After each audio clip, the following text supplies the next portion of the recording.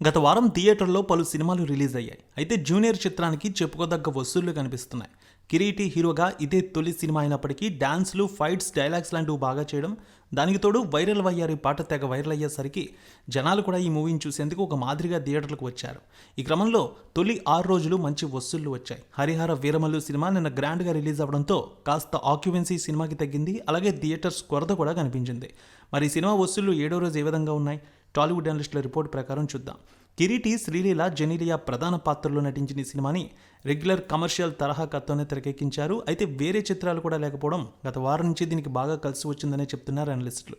తొలి రోజు 3 కోట్ల వసూళ్లు వచ్చాయి. రెండో రోజు 3.5 కోట్ల మేర కలెక్షన్స్ వచ్చాయి. మూడో రోజు 2,60,00,000, నాలుగో రోజు 1,50,00,000, ఐదో రోజు 1,20,00,000 మధ్య కలెక్షన్స్ అందుకుంది. ఆరో రోజు 85 లక్షలు, ఏడో రోజు 70 లక్షల మేర కలెక్షన్స్ వచ్చాయి.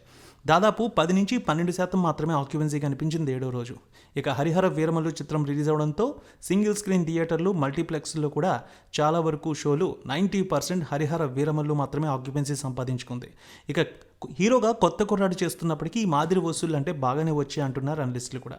ఈ వారం థియేటర్లోకి హరిహర వీరమల్లు వచ్చింది కాబట్టి జూనియర్ సినిమాకి మరింత కలెక్షన్స్ తగ్గే అవకాశం ఉంది. ఇటు బెంగళూరులో మాత్రం ఈ సినిమాకి మంచి కలెక్షన్స్ అయితే వస్తూ ఉన్నాయి. ఈ మూవీకి లాంగ్ రన్ అయ్యేసరికి ఎంత వసూళ్లు వస్తాయనేది చూడాలి. వచ్చే వారం చివరి వరకు కూడా థియేటర్ ఆక్యుపెన్సీ అయితే ఈ సినిమాకి కనిపిస్తుందంటున్నారు. ఇక స్టోరీ వైజ్ చూస్తే విజయనగరానికి చెందిన కోదండపాణి, రవిచంద్రన్, శ్యామల దంపతులకు ఆలస్యంగా పుట్టిన బిడ్డ అభి కిరీటి.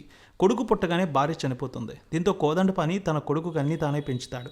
తండ్రి కొడుకు మధ్య ఏజ్ గ్యాప్ ఎక్కువ ఉండడం, ఆయన చూపించే అతి ప్రేమ అభికి చిరాకు తెప్పిస్తుంది. తండ్రికి దూరంగా ఉండాలని పై చదువుల కోసం సిటీకి వెళ్తాడు.